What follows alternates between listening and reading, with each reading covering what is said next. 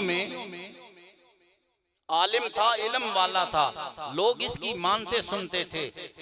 ये जब हुजूर के साथ मिल गया तो इसके साथ जो इसकी मानने वाले थे वो भी जोग दर जोग इस्लाम की जानिब आने लगे।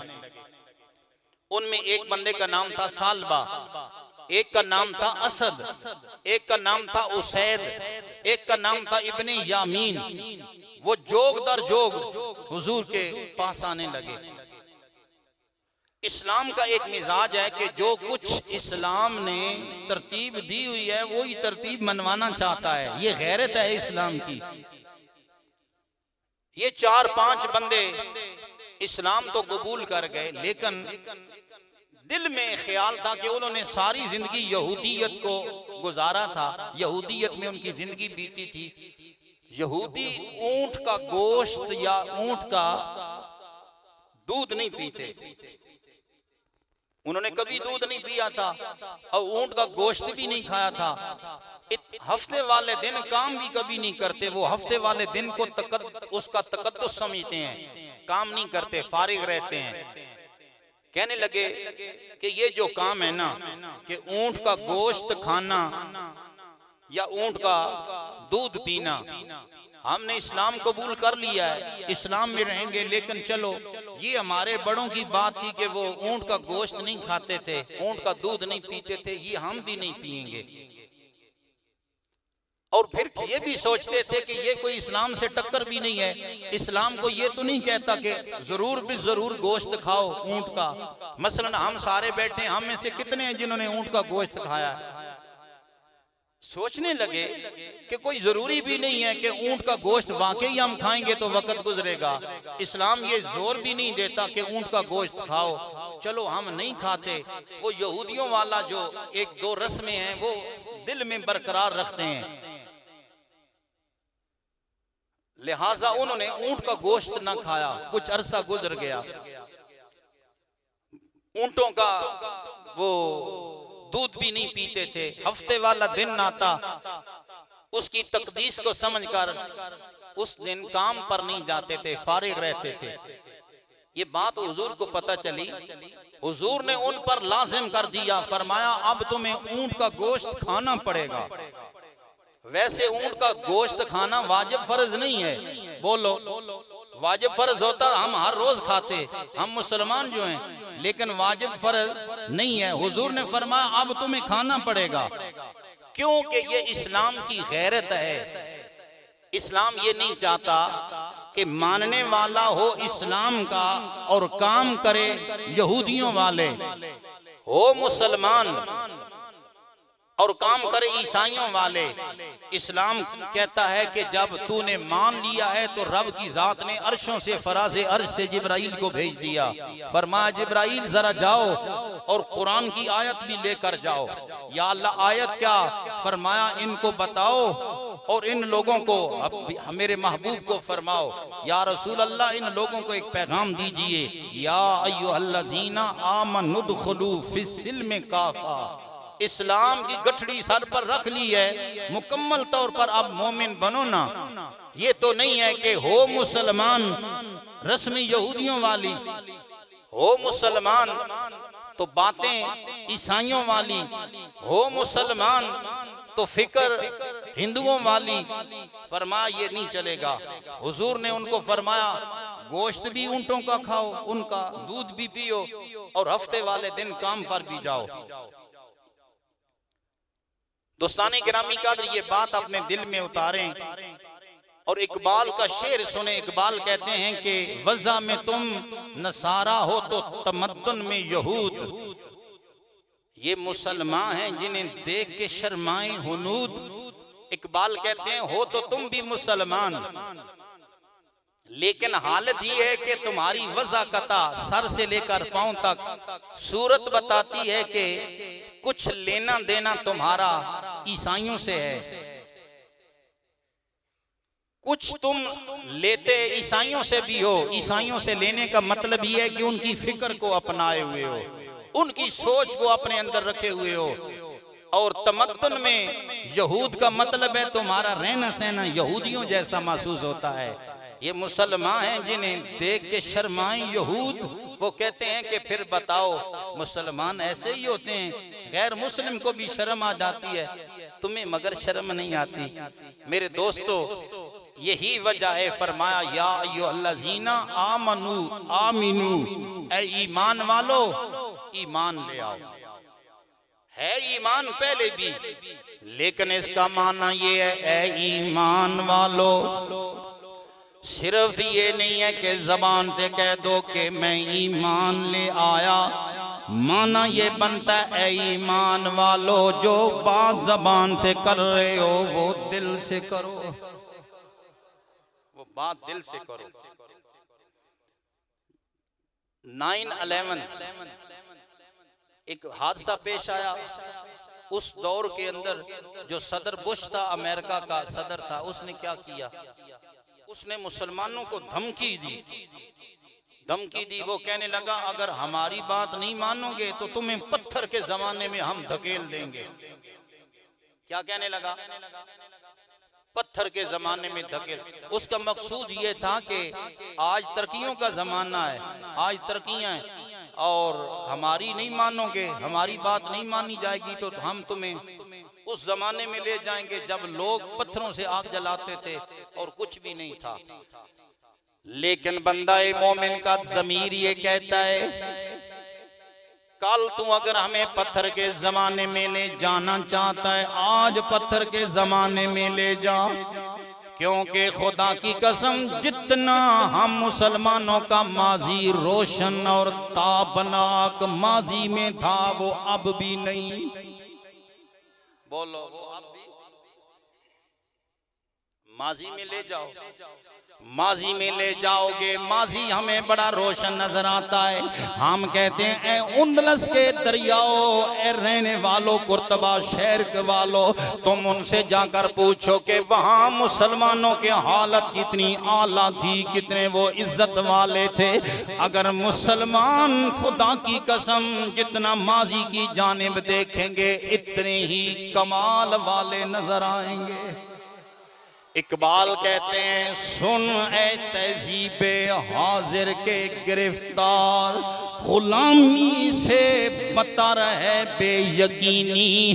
कहते हैं ए वक्त के हाजिर, ए हाजिर वक्त के गुलाम, ए वक्त की तहजीब के पुजारी, सुन ले। वो कहते हैं कि गुलामी से बतर है बेयकीनी। तुम्हें अपने मोमिन लोगों पर यकीन नहीं रहा, तूने काफरों की गुलामी का तौक गले में डाल लिया, तुम्हें फिक्र नहीं रही। बताइए है हमारे यहाँ गैर मुस्लिम लोगों की रवश या कोई नहीं, रस्में मौजूद हैं या कोई नहीं? हैं मुसलमान, लेकिन मेरे भाई ये तहजीब जो हमने ले रखी है, ये तहजीब अगर अंग्रेजों की है तो इसका पता चला कि तुम्हें भीख मांगनी पड़ी है। मेरे वीर तू भीख ना मांग, अपने तेरे अकाबिर बड़े सलफ सालेहीन, बड़े कबायर बुजुर्ग जितने भी हुए वो इज्जत वाले हुए हैं। खुदा की कसम इतने आलिम जिस वक्त हिंदुओं और सिखों और यहूदियों और नसरानियों को दस्तखत करना नहीं आते थे, उस वक्त हमारे अकाबिर ने सैकड़ों किताबें लिख दी थी। जिस वक्त उन लोगों को दस्तखत करने की अभी समझ आ रही थी ना, हमारे बुजुर्गों ने उस वक्त बड़ी बड़ी किताबें लिखी।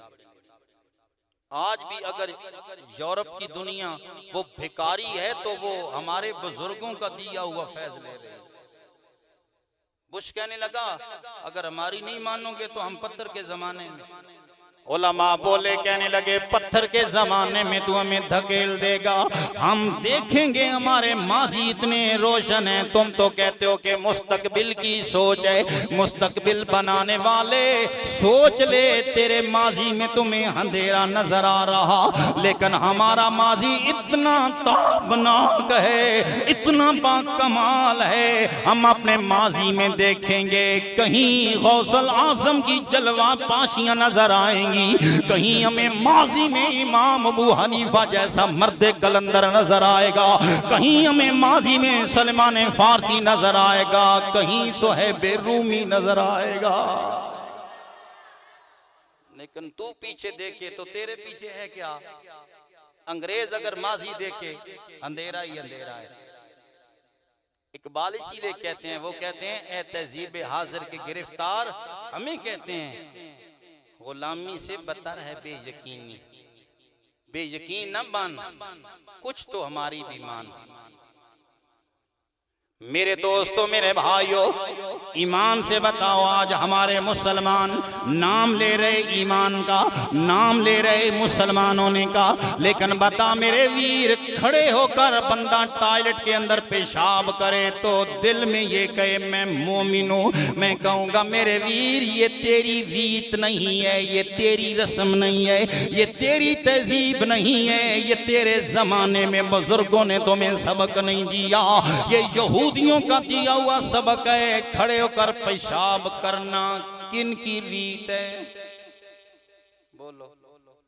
करते हैं हमारे बड़े, यहाँ लोग करते हैं जिनको 4 आने मिल जाए वो खड़े होकर पेशाब करने। पैंट शर्ट लगी है वो बैठना पसंद नहीं करते, वो समझते हैं इसमें बड़ा पन है। खड़े होकर पेशाब करना तूने यहूदियों से सीखा, तूने निसरानियों से सीखा, लेकिन खुदा की कसम हम मोमिनों की तहजीब क्या कहती है? बंदा तहारत खाने के अंदर बैठा हो, हमारी शरीयत कहती है ओ रसूलुल्लाह को मानने वाले तहारत खाने के अंदर भी नजरें ऊपर नहीं उठानी, शर्म से झुका ले। ये हमारी तहजीब है, ये हमारी रीत है, ये हमारे बुजुर्गों का दिया हुआ सबक है। रोजाना ब्लेड लेकर दाढ़ी को नए सिरे से ताजा करना, ये किसकी तहजीब है? बोलो, नाराज तो नहीं हो रहे? वज़ा में तुम नसारा हो तो तमद्दुन में यहूद, ये मुसलमान हैं जिन्हें देख के शर्माए हुनूद। लोगों बताओ, चेहरे पर से रोजाना दाढ़ी को ताजा करना, रोजाना रगड़ना, रोजाना शेव करना, बताना किस नबी की सुन्नत अदा कर रहा है, और किस पैगंबर की सुन्नत अदा कर रहा है, किस सहाबी की सुन्नत अदा कर रहा, किस वली की सुन्नत अदा कर रहा, किस मोमिन की बात मान रहा। ये रोजाना दाढ़ी को ताजा करना यहूदियों से सबक तूने लिया, नसरानियों से सबक लिया, हालांकि तेरे अकाबिर तुम्हें क्या कह रहे हैं? मेरी नहीं रब की मान फरमाया, या अय्युहल्लज़ीना आमनु दुखुलू फिस्सिल्म, ओ ईमान का दम भरने वाले, ईमान का नाम लेने वाले, कोई ईमान वालों का काम भी अपना लेना। ये तहजीब हमारी समझाती है। अब सोचिए, लड़कों को लड़कियों के साथ मिलाकर पढ़ाना, कॉलेज में भेजना, नया नाम दिया गया को एजुकेशन। बोलो क्या कहते हैं? को एजुकेशन। को एजुकेशन का क्या मतलब है? जहां लड़कियां बैठे वहीं लड़के बैठे, बालिग लड़कियां हो बालिग लड़के हो, वो मिलकर बैठे एक डाइस पर, एक डेस्क पर। मेरे भाई मेरे दोस्त बता, उनकी तहजीब ने तुम्हें ये माहौल सिखाया कि को एजुकेशन को बंदा इम्प्रूव करे, लेकिन यहाँ माहौल ये है कि तेरे मेरे नबी करीम ने बताया, ओ लोगो खुदा की कसम, इन बच्चियों की इज्जत अगर करोगे, इन बच्चियों की तौकीर करोगे, अगर ये बहन बनकर कुरान पढ़ेगे तो वल्लाह हजरत फारूक आजम जैसे मर्द कलंदर का दिल बदल जाता है। बहन बनकर दिल बदला था बहन ने या नहीं? नहीं समझ आई आपको?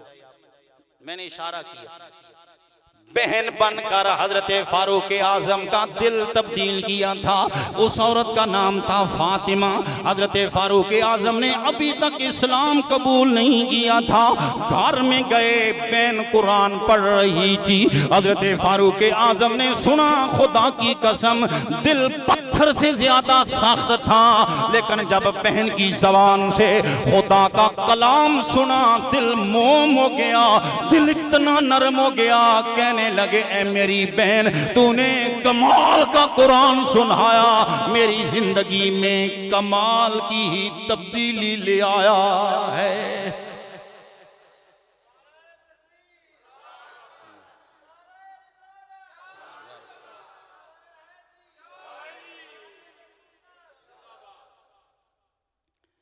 यही अगर तेरे मेरे जमाने के अंदर पैदा होने वाली बच्ची अगर मां बनकर बच्चे को कुरान सिखाए तो खुदा की कसम हजरत सैयदा फातिमा तज़ारा बने।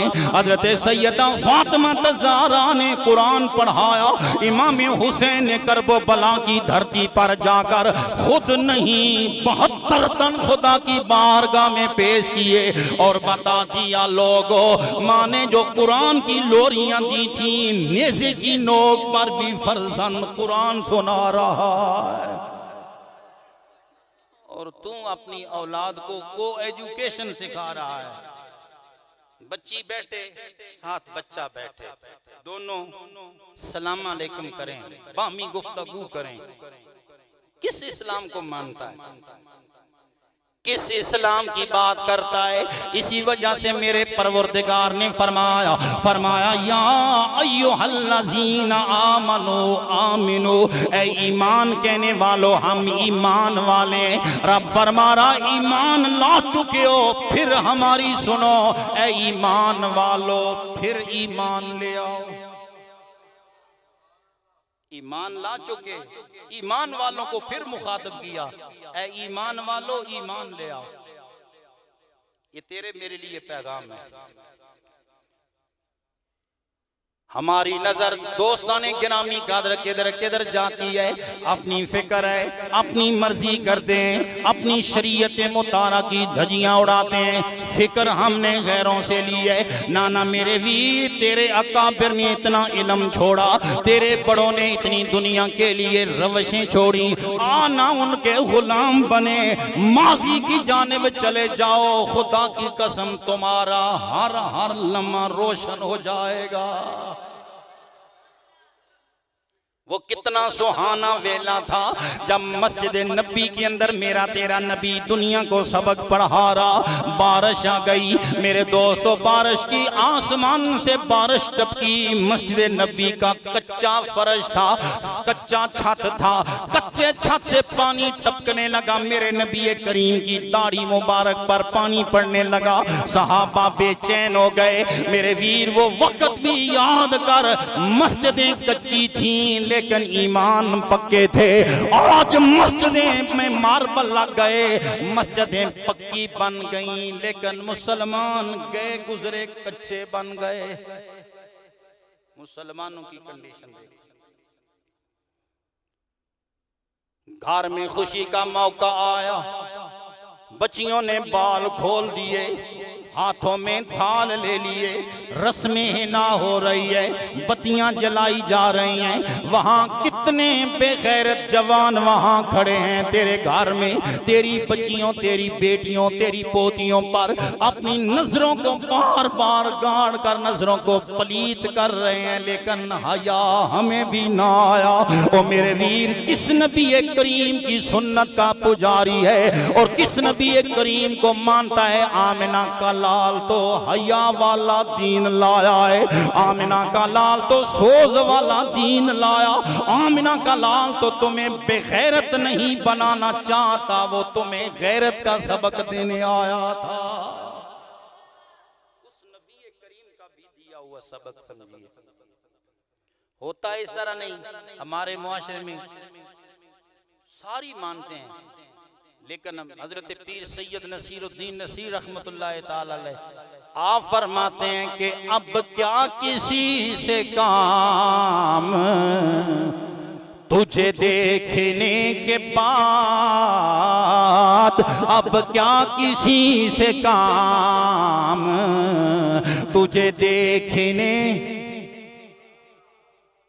देखने के बाद नहीं या रसूल अल्लाह, तुझे देखने के बाद अब क्या किसी से काम, तुझे देखने के बाद अब क्या किसी से काम,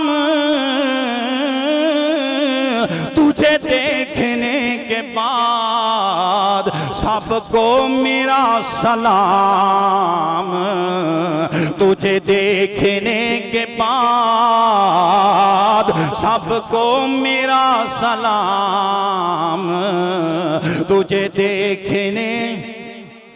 अरे जलवा किसी का हो या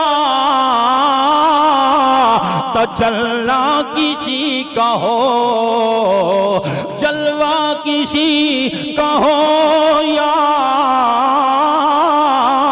तजल्ला किसी का हो, है देखना हराम, तुझे देखने के बाद है देखना हराम, तुझे देखने।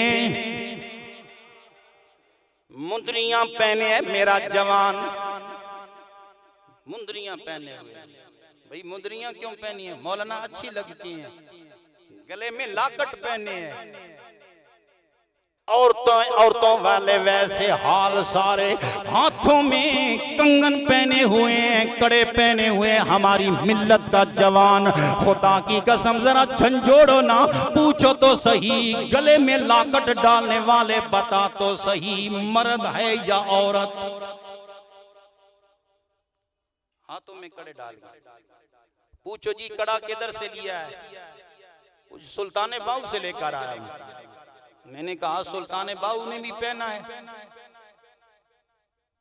लाहौर गया हूं, ये वहां से कड़ा लेकर आया। मैंने कहा मेरे वीर तू लाहौर गया? कहने लगा दाता साहब के दरबार से कड़ा लेकर आया। मैंने कहा मेरे वीर बता ना दाता साहब किसका कलमा पढ़ते थे? कहने लगा नबी करीम का। मैंने कहा इन कड़ों से मना भी उसी मदीने वाले ने किया है जिसका कलमा दाता साहब ने पढ़ा, वही मदीने वाला कड़ों से मना कर रहा। तू मुंदरियां और कड़े क्यों पहन के आया है?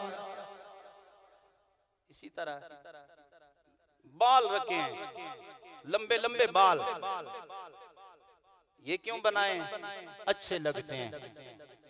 मेरे हुजूर ने फरमाया जो जवान हो, जो मर्द होकर औरतों जैसी शक्ल बनाए और औरतों कर मर्दों जैसी सूरत बनाए, खुदा ने लानत फरमाई है। मेरे वीर खुदा की कसम सोचो ना, हमारा जवान रसूलुल्लाह का गुलाम है। आज हालत ये है कि जमाने भर में बदनाम कर दिया।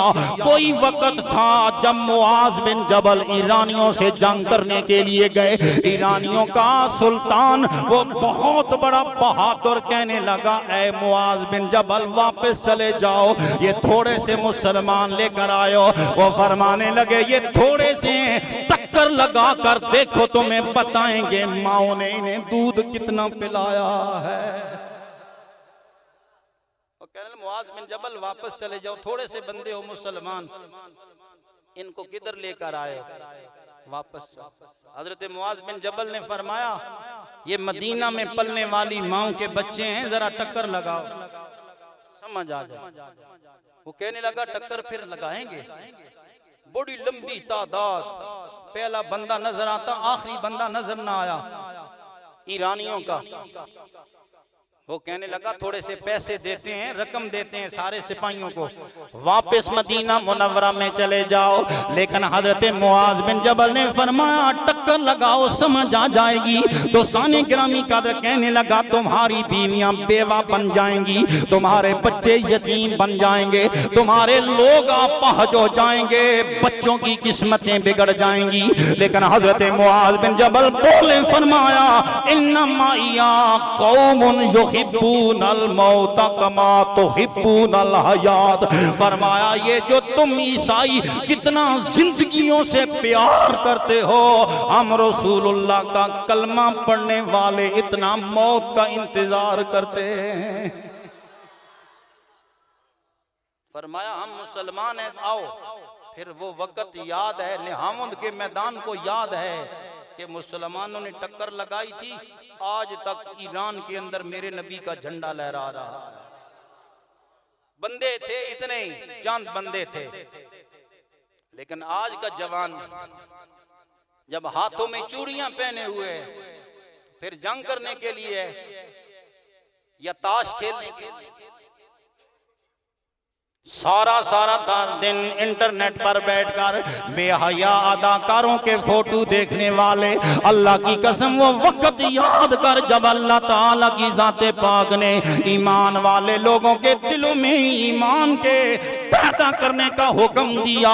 फरमाया ऐ ईमान वालों, ईमान को कबूल करो, ईमान ले आओ। मेरे वीर, हजरत पीर पठान की बात पिछले जुम्मा पर मैंने अर्ज की थी। हजरत पीर पठान, हजरत पीर सलेमान पठान, हजरत रहमतुल्लाह ताला अलैह पीर सियाल के पीर हैं। आप गुजर रहे थे, देखा छोटे छोटे बच्चे हैं, बच्चे बेरी को वहां पत्थर मार रहे, छोटे छोटे वट्टे मार रहे। हजरत पीर सलेमान पठान ने सवाल किया, फरमाया बच्चों क्यों बेरी पर पत्थर मार रहे हो? कहने लगे हुजूर वाला पत्थर इसलिए मार रहे हैं, हम पत्थर मारते हैं ये बेर देती है। वो पत्थर मार रहे थे ना, उन्होंने पत्थर मार रहे तो बेरी को, एक हजरत पीर पठान को पत्थर लग गया। आप वापस आए, बच्चे डर गए। आपने फरमाया डरो नहीं, मुझे बताओ बेरी पर पत्थर क्यों फेंक रहे थे? वो कहने लगे हुजूर इसलिए फेंक रहे थे कि बेर उतरते हैं। क्या कहने लगे? बोलो। हम पत्थर मारते हैं, वट्टे मारते हैं, वो हमसे बेर गिरते हैं।